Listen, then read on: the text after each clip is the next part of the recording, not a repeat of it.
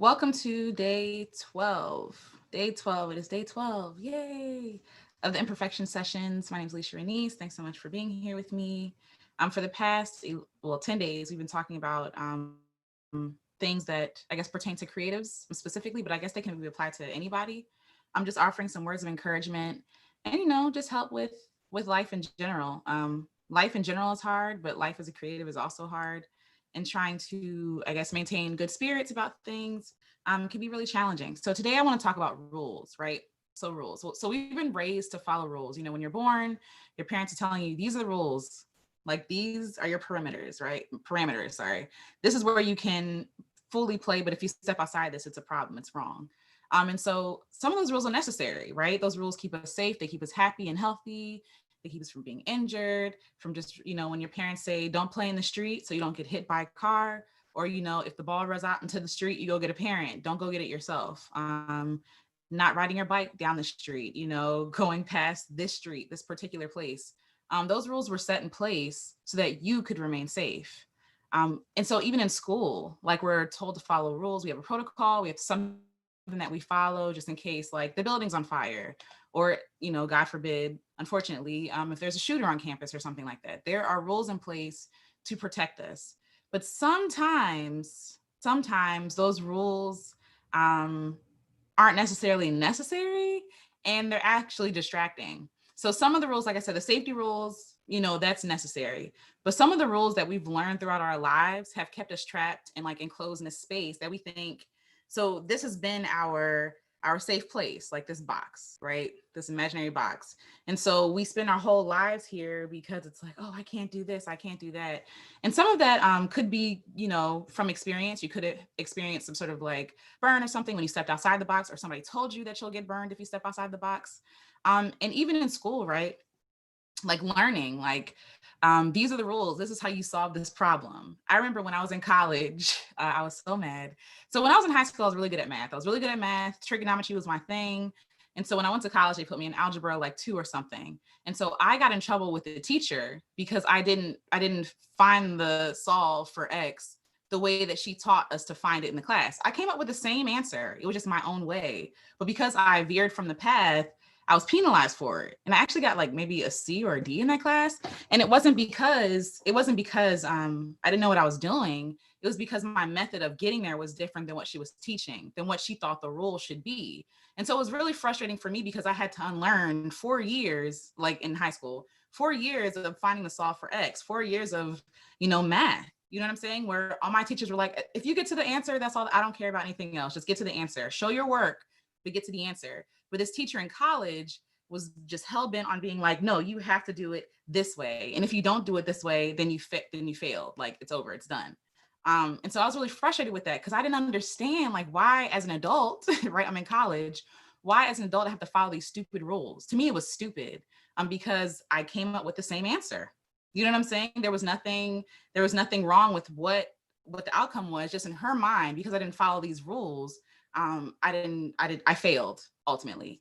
And so, like I said, we apply these same like thoughts in our own minds. So if you had the luxury of going to art school, they will tell you that there are rules to writing, there are rules to painting, drawing, sketching, any kind of creative art. They tell you that there are rules for these things. And so we look at those techniques as the standard, right? And so, I mean, granted, for some stuff, sure, if you want to learn how to shade, and again, I'm not a visual artist, so forgive me if I'm butchering this. But if you want to learn shading, or you want to learn, I don't know, composition. This is a bad example. I shouldn't have gone with this because I'm not an illustrator. Then I'll talk about photography. If you want to learn composition, if you want to learn how to correctly light a subject, or you want to learn whatever, you're following rules and techniques that someone had to experiment to even get there, which means that these rules did not always exist. These rules are made up.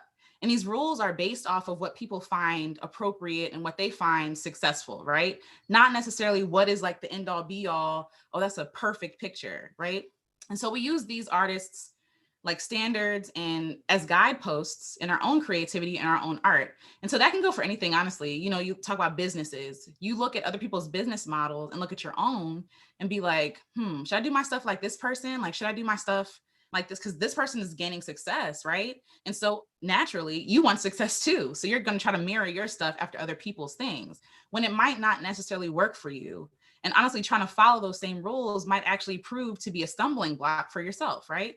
So, like I said, when I first started to take pictures, I was just having fun. I didn't follow any rules. I literally just picked up my camera and was just going for it, just going ham, just taking pictures of everything, anything.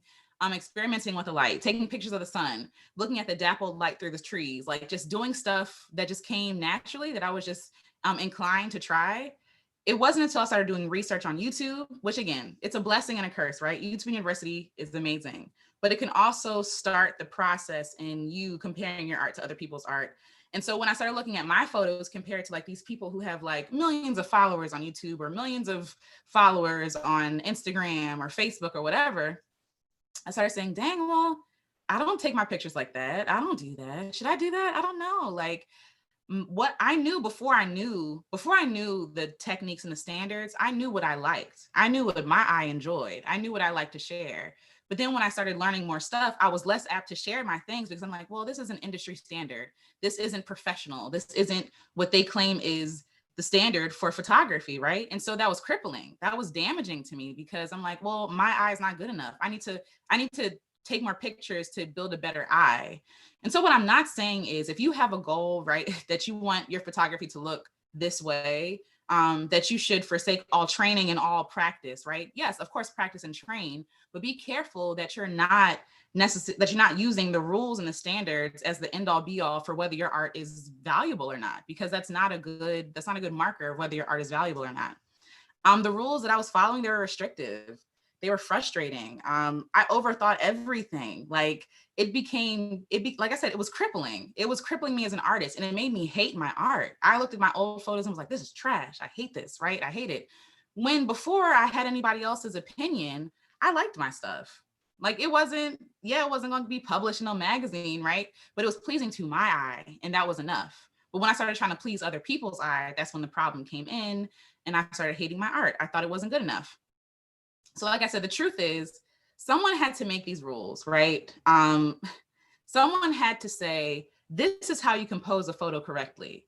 Somebody had to say, okay, this is how you light a subject correctly. And we can use this example for anything. Somebody had to say for business, this is the model that you have to follow. This is what you have to do to gain success, like me, like this person over here, right? Like not for yourself, but for me.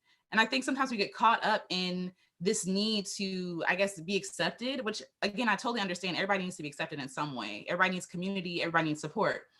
But once we place all this pressure on trying to be accepted for like everyone's standards, you lose yourself. You lose what makes you you. You lose little quirks and little things that is only true to you. You know what I'm saying?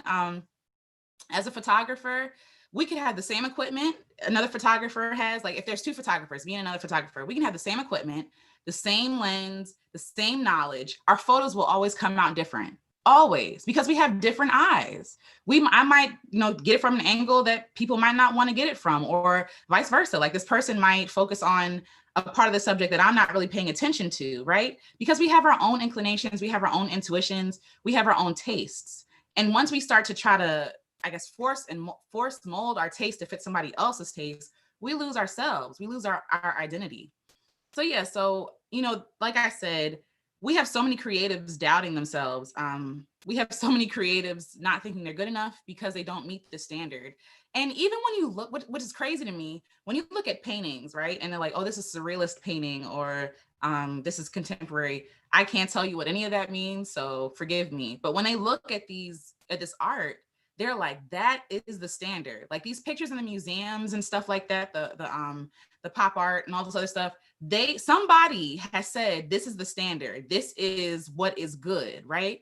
And so when you go in the museums and you see these paintings and you're a painter and you're like, my paintings don't look anything like this, right? It's jarring, right? Because you start to wonder, like, is my painting good enough? But the truth is, some of these artists were just painting. They were just having fun. They were just experimenting. They weren't worried about whether it was going to be called surrealism or like impressionism. Nobody was worried about that. They were just experimenting. It wasn't until like after they passed that somebody said, hey, this is this era's art and this is what we're going to call it, right? But these people didn't know their paintings were going to be in museums. They didn't know anything like that. They were painting for the joy of it. They were experimenting. They were playing around. Like there was no one telling them this is how you paint. You know what I'm saying? While I'm sure they had I'm sure they had like apprenticeships, meaning that people can come in and like learn from someone else, like, you know, take them under your wing and you teach them what you know, how you do things, right? There are some people who are great artists who just played around. There are great artists today who never took a course, who never took a class, who don't follow all the rules, who don't follow the illustration rules that we learn in art class in high school. There are people who are great artists who don't ascribe to any of that, like none of that. They're just like, I just do it. I just play. And in turn, they get further along in their journey because they're not worried about that. They're not worried about the techniques and the rules and all this other stuff that has a lot of people bound. They're just worried about creating something they truly and honestly believe in. So yeah, so there are some things that are technical, that the rules that just can't change, right? In order to take a picture, I have to press the button. Like that is true. That is a fact, right? In order to take a picture, I have to have a lens connected to my camera. You know what I'm saying? But then sometimes you don't, because some people do free lensing, right? Which is this technique where people don't have the lens attached, but they hold it, you know, to it, and it has an effect on pictures. But anyway, that's beside the point. But yes, there are technical rules that I have to follow, like to take a picture. Like I can't just will it and like just take the picture. No, like I have to press the button. Beyond that though, how I compose my photo, how I edit it after the fact, how I, you know, what subject I focus on, that's up to me. That's my taste. That's my own rules, right? And I really want, no matter what genre your stuff is, no matter what category, if it's music, art, photography, if it's writing, if it's starting a business, if it's taking care of kids, like there are things that are only going to work for you.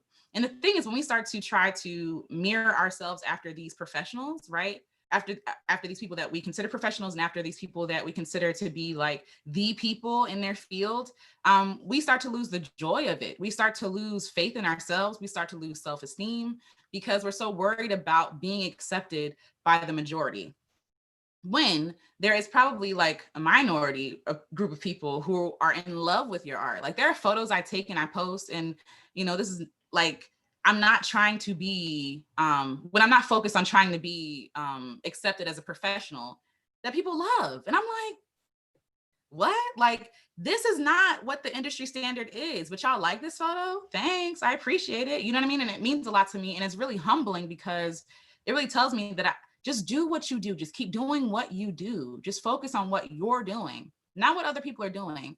That's the blessing and the curse of social media, right? Like, the blessing is that you can share your art. The blessing is that you can get eyes into other people's arts who isn't in the museums, who aren't being curated, all this stuff, right? Professionally anyway, because social media is like a curation, it's a feed, right? That's curated. But at the same time, the negative comes in when you start to compare yourself to these people. It's like, oh, well, this person has like 5,000 likes on this photo. And I'm speaking to y'all because these are thoughts that I've had. This person has 5,000 likes on this photo. And, you know, I took a photo like that not too long ago and I only got 30. You know what I mean? Like, it could be really disheartening and discouraging when you're comparing yourself to other people. One, you don't know what kind of following they have. You also don't know how the algorithm works on Instagram. You don't know who saw your stuff and who didn't. But at the same time, why is that my focus?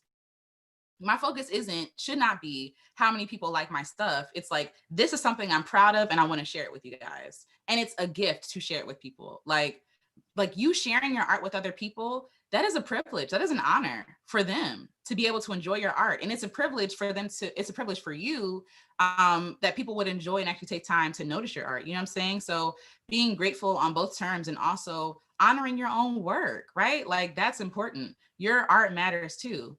But yes, when we're looking at other people's stuff that we think are standard, that we think is like I said, is the standard, we can start to doubt whether our stuff is legitimate or not. The thing is, back then in the artists that are hanging up in, some of the artists anyway, some of them are still alive, that are hanging up in the museums and stuff like that, they weren't worried about that. They weren't worried about how many people were going to walk past their art in a museum. You know what I'm saying? Like, they were just like, this is what I feel. This is what I feel inspired to do. And this is what I'm sharing.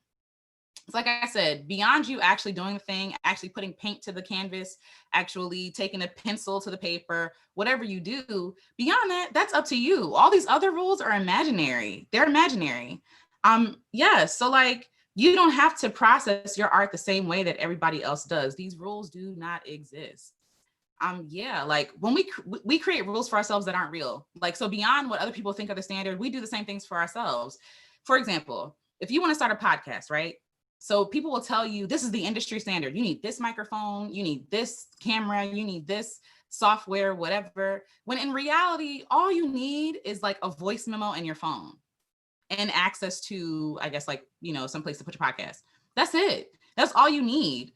But following the rules will have you trying to save up money, spending money you don't have, will have you delaying the process, delaying you actually taking action to do the thing, right? No, like these rules that people put in place that in some aren't even the first misstep. It's the rules we put on ourselves. You know, I talk often about the music that I make. You know, I'm learning guitar. I'm learning these instruments. I'm learning how to write songs and stuff like that, right? And so someone would tell me like, oh, well, the industry standard is for you to book a band, to book, you know, recording studio and have access to all this equipment and all this other stuff. No, like for the last project I put out, it was me, my voice, and my husband's equipment. That's all I had. You know what I'm saying? And because I didn't follow the rules that people would say I need to do, like I was able to share my music sooner than if I had to save up money for stuff, if I had to learn stuff, like just all these silly rules that we put in place that don't really matter, right? It doesn't really matter. If you feel inspired to do something, just do it with what you have already, what you have access to already. And most times, if you don't have access to a lot of stuff, you become more creative anyway. You know, these rigid rules we put in place for ourselves are often influenced though by societal standards. So if you want to get in shape, right? Someone would say, oh, first thing you need to do is get a gym, get access to a gym. And you might realize, like myself, that gyms don't work for you. You know what I'm saying? The gym, you don't feel inspired to go to a gym. But what I do feel inspired to do is play sports. I love playing sports. To me, that's exercising without knowing I'm exercising. And it's fun. You know what I'm saying? It's competitive. I'm engaging, like you're actually talking to somebody else. You know what I'm saying? I like swimming. Even though that's kind of like a solitary experience, like it's still, to me, like I'm in water. It's something else added to just like running or walking. Like I get so bored with that, right? Find what works for you and don't follow those rules that people say you have to do. There and also those rules change. Right now, gyms are popular. Maybe, and so at some point, CrossFit was popular. Maybe next time sports will be popular. Who knows? But staying true to yourself is what's really important. And that's the thing also. The rules change. The powers that be, the people that make these rules and say this is the standard, they change based on their tastes. And so we're all changing ourselves and changing our tastes and stuff like that to fit somebody else's narrative of what is acceptable and what isn't. It's really silly when we think about it. So who made these rules, right? Who made these rules? Like I said, some of them are from society standards. You know, after you graduate school, the rule is go to college. College might not be for you. Maybe try trade school. Maybe start your own business. You know what I'm saying?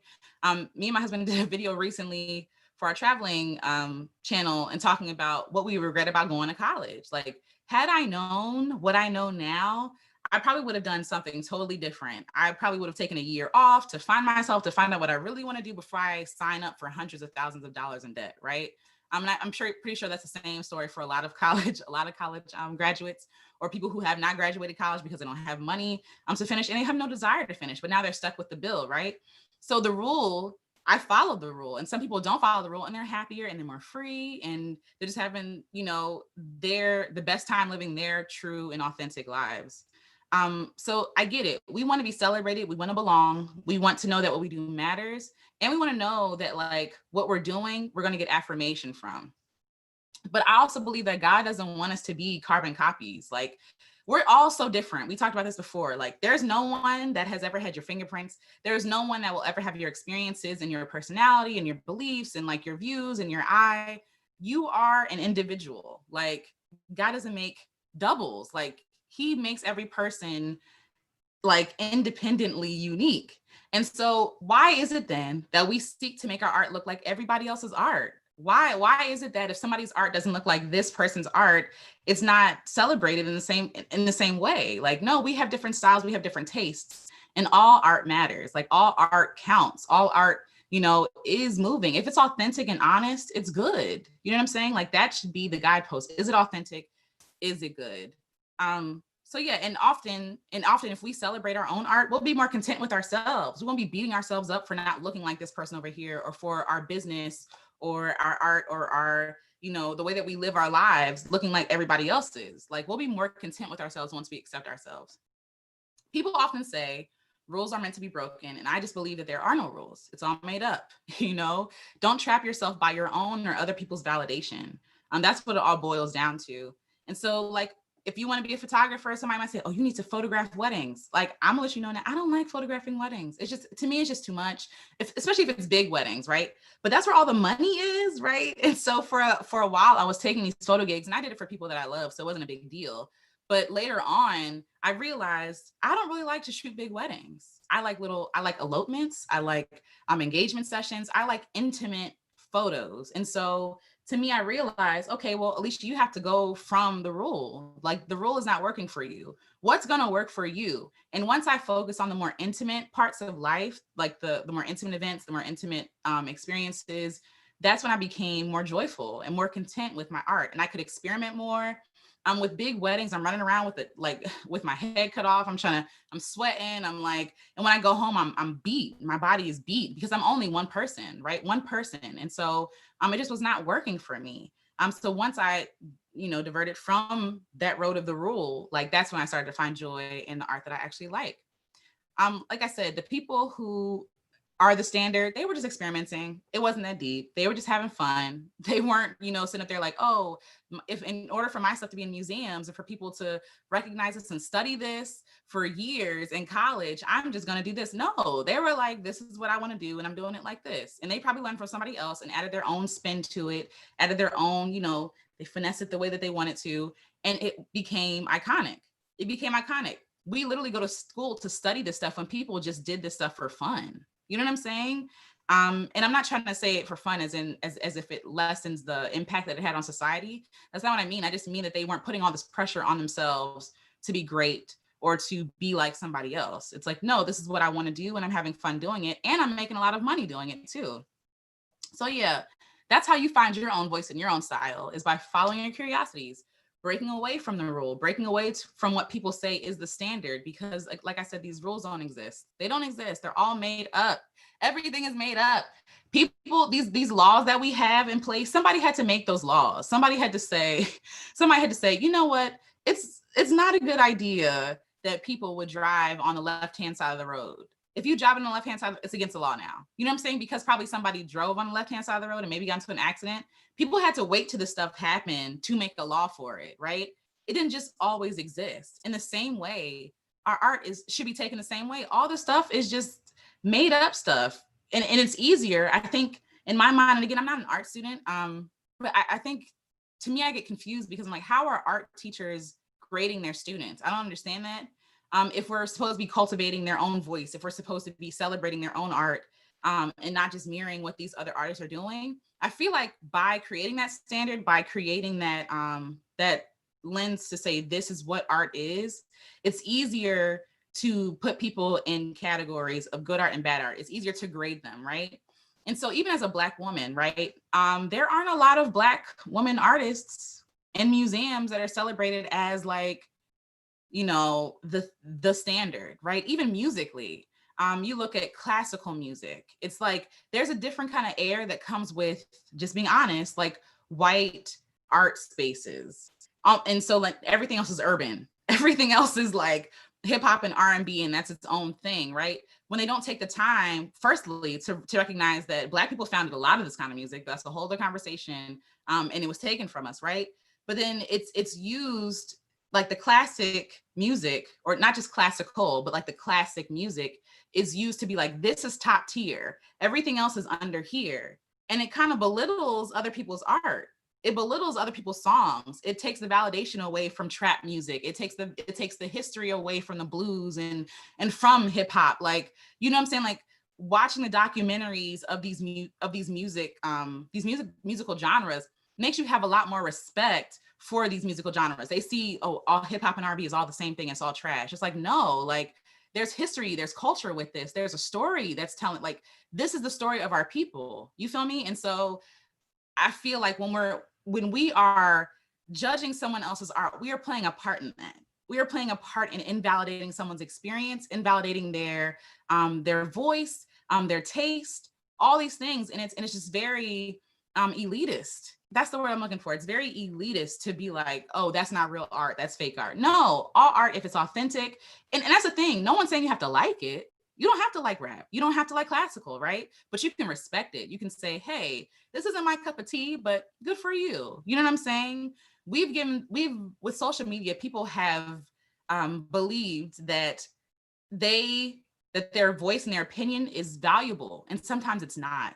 Nobody needs to know that you don't like something. Like, if you don't like something, just put it back. Like, it's crazy, or don't watch or skip to something else, right? But because we're filled in a society where people can like stuff, thumbs up stuff, leave comments, we think that our words and our beliefs carry such heavy weight. And the thing is, it does if it's detrimental, for sure, but also if it's positive. But we decide as artists what we want to value. We decide what's actually worth keeping and worth throwing away. The internet trolls, I think that they're somebody, and that they have, the ability to judge someone's art when they haven't even. And let me say this: a lot of people are very critical of art, and they're not even in the ring. Like, a lot of people have a lot to say, but I commend any artist who gets on a stage in an open mic night, even if they're singing off key. I commend them. Standing ovation to you, because that takes bravery, that takes guts, right? We celebrate the wrong things. We think if they don't sound like Mariah Carey or Whitney Houston or Beyonce or whoever, that their art is not good. No, they have something to say too. Their voice has something to say. Like, but meanwhile, you're in the stands. You're sitting behind, in the dark, the spotlight is not on you. Like, and it's very easy to criticize. But once you become empathetic and realize how much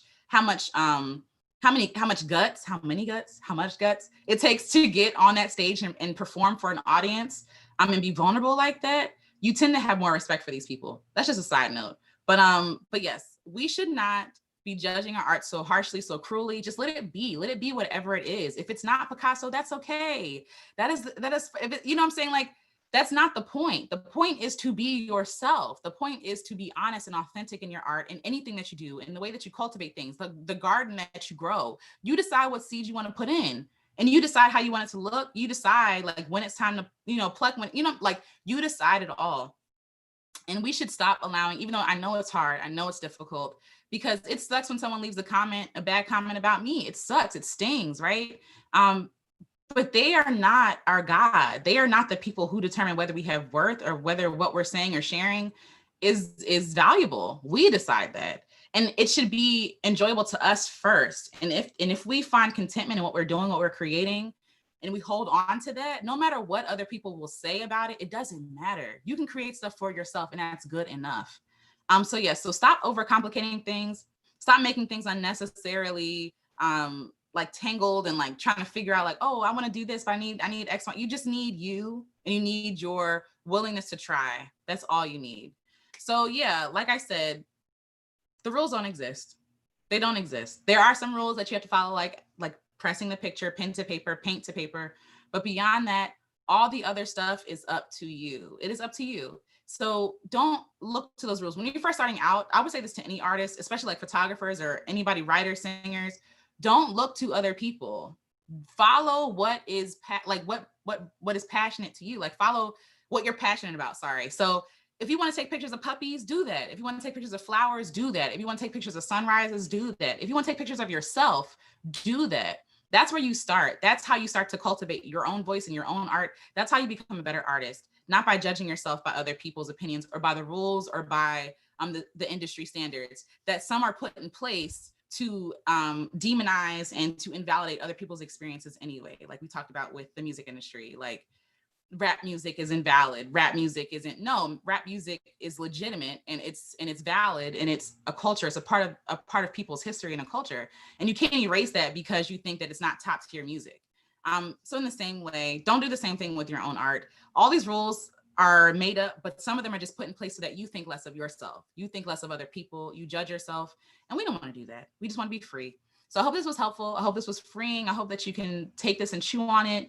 And yeah, let me know what you think. And until tomorrow, day 12, I'll talk to y'all tomorrow. Talk to you later. Bye.